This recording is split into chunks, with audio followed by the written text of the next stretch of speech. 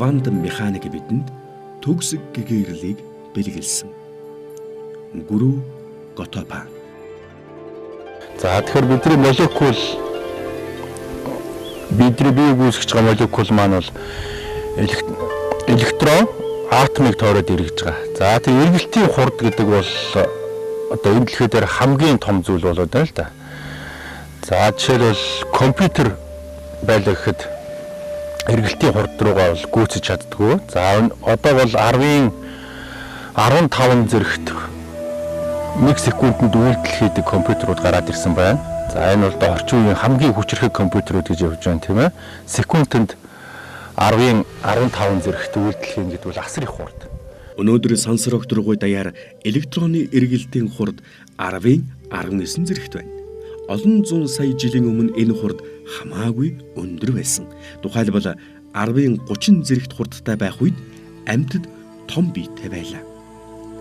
Эрт үед зөвхөн сүнсний нарийн мэдрэмжтэй гүрүү нар л ойлгодог байсан үзэгдлийг өнөөдөр квантум механикийн шинжлэх ухаан шинэ өнцгөөс харуулж эхэллээ.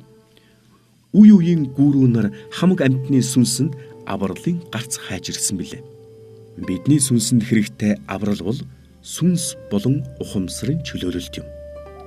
Сүнс ухамсар маань юунаас чөлөөлөгдөх ёстой вэ гэхээр сансар окторгой мэдээлэл, орон зай, цаг хугацаа, үеийн үрээс чөлөөлөгдөх юм.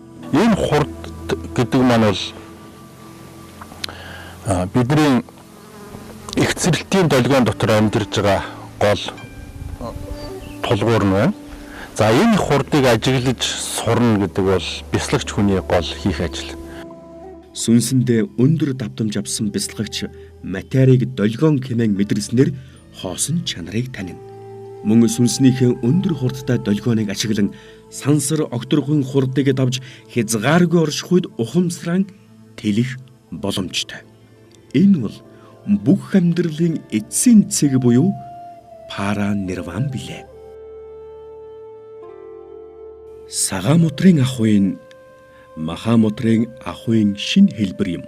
Сагамутрыг үндэслэгч Гүрүү Готопа.